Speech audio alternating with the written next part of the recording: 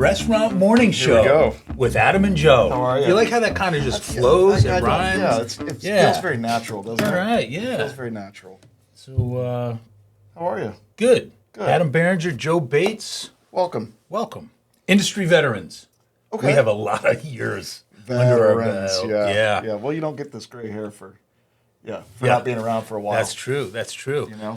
So, listen, our main topic today, let's talk about restaurant culture.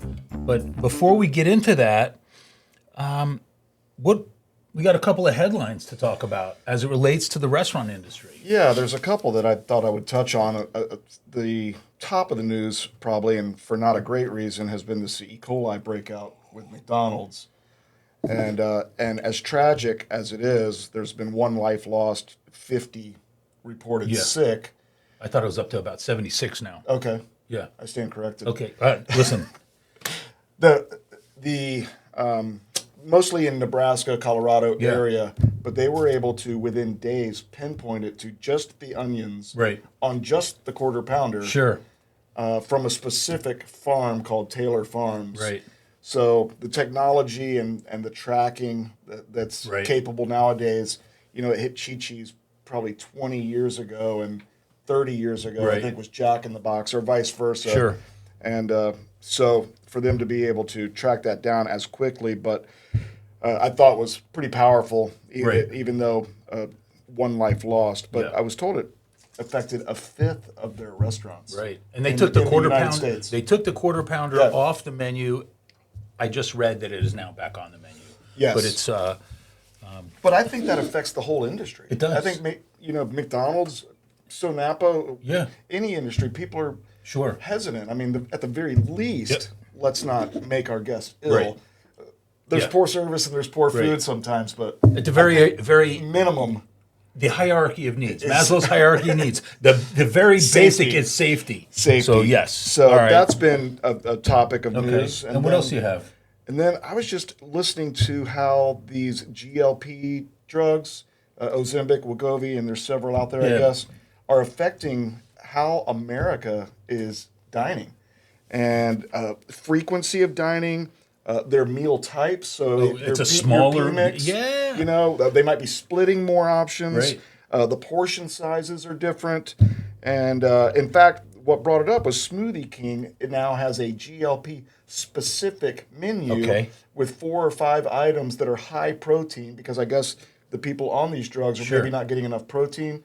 So one of their shakes is as much as 60 grams of protein, but just to even create a menu specific for that group of people, it just says how powerful it is, and I think we're going to see that change our industry. Well, I will say a couple of things on that. One, we're the most obese nation in the developed countries. That's just the fact. The Wegovy drugs, et cetera. Also, I mean, I read something where we have reached the most obese state we will ever be in as a country because of these drugs. So it is making a difference, I think, in weight loss, but is it making us healthier? That I don't know. I don't think these drugs have been out a long time. Years to come. And I don't see anybody with a third eye walking around yet, but and the other thing is the amount of money that's saved. If we could save, or if our population lost 10% of its weight, the amount of money saved on airlines is going to be in the billions. It might be time to invest. Yeah, right. In United or one of the others. So a couple cool articles. Yeah, a couple cool articles and things that we'll keep top of mind. Hopefully the E. coli thing is I read 2 articles, and they sort of fit into each other. The first one, what could the 2024 election mean for restaurants? And it talks about, first of all, restaurants employ 12 million workers, account for $1 billion in sales. $1 trillion in sales, yet it's not a big deal to either one of the political parties.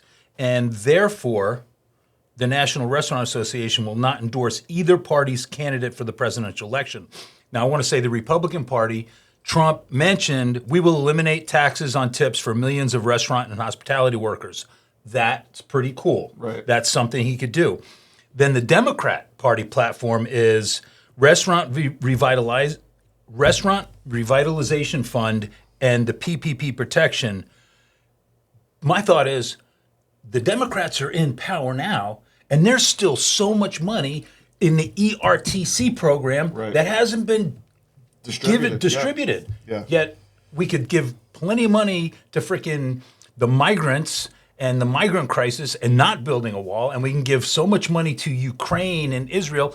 Where's the ERTC money that many restaurants across this country were anticipating to help them get through the tough times? Anyway, enough about that. And if that's the money that is owed, is deserved, it's right. What a shot in the arm to the industry. Yeah. It puts more money in the pockets of the restaurant workers, so they can go spend. Sure. So and it's not a handout; it's money that is owed. Yeah, so. ERTC, Earned Retention Tax Credit. Right. And then, so what could the 2024 elections mean for restaurants? National Restaurant Association will not endorse either candidate. And the other headline I thought was good. The hard truth. Hear this, Americans don't trust the news media.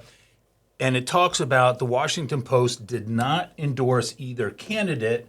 And it's, kind of Jeff Bezos writing his note. He said, presidential endorsements do nothing to tip the scales of an election.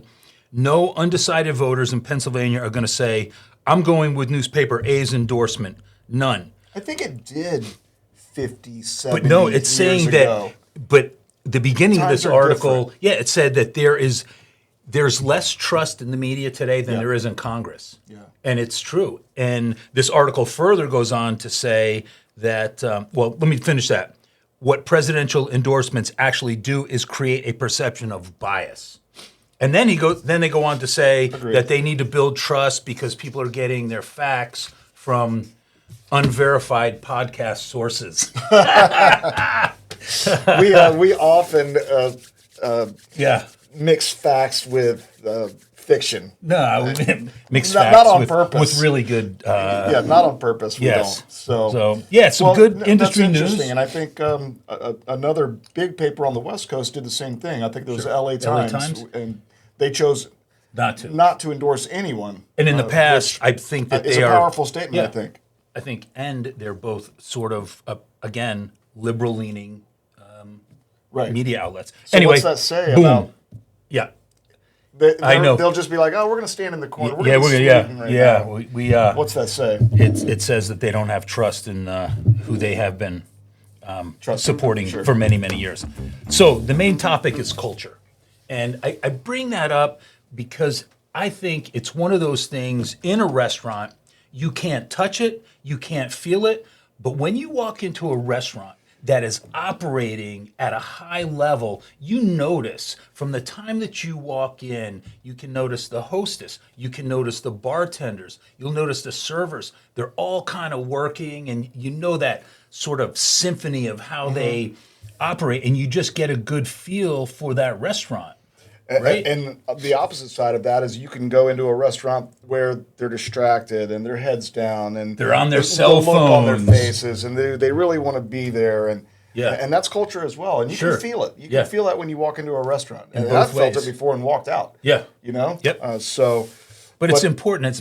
It's probably one of the hardest things to. I don't say it's hard, but it really starts with the mission statement. You got to have a strong mission statement, and you have to have a true set of core values that align with the owners, the leadership team, and culture starts at the top and it flows down. Yeah, and if there's anything blocking that flow, then it can stop before it gets all the way down to everybody in the business. Right. And that's not specific to our industry. No, look at a sports team or any business. We kind of talked about it with the Jets. We did, yeah. And you see how the culture is within the Detroit Lions right now. And for so many years they were, struggle. But with the Jets, I mean, what's up with that culture? Well, I don't pretend to be in that locker room, but they've got some stuff going on. They there, do. Right? But and we've had those issues. We've got 3 restaurants, and we didn't have a mission statement. We didn't have a core value card, and it took us a while.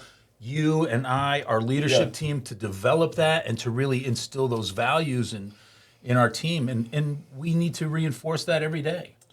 Absolutely. Yeah. And it's keeping the culture positive throughout our Right. throughout our group Yeah. is paramount. Yeah. And I think we can feel it. Yeah.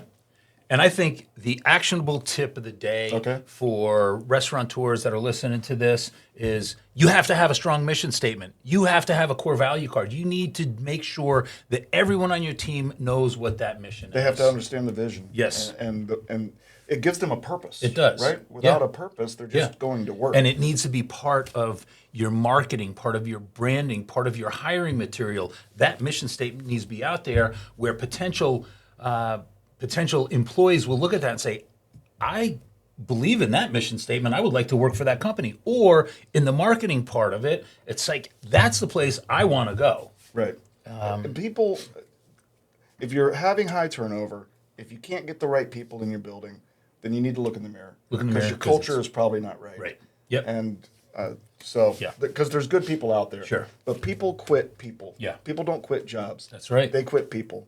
So take a look in the mirror. Yeah. If your culture's not right. All right. Fix it. Shout out. I know last time that we were in the studio here, we talked about the mushroom coffee, which I did. still enjoy, but we also talked about it from a health and wellness standpoint. And I oftentimes think that in the restaurant industry, we don't take care of ourselves. Self-care is not front and center. And I got to tell you, the shout out for me goes to the Oura ring.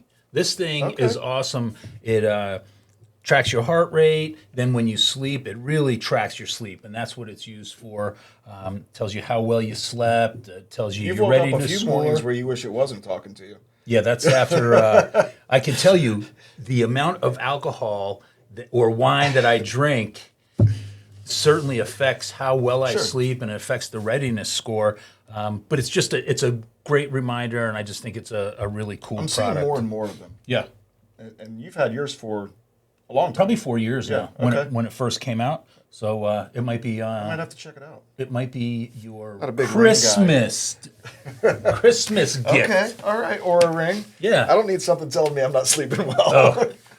That's true. All right, man. Well, listen, I think we went over some good stuff. cool articles that are pertaining to our industry, culture. Can't emphasize that enough. It's probably one of the most important things for a restaurant. And It's got to be every day. yeah, Yeah. and health and wellness. Boom, or a ring.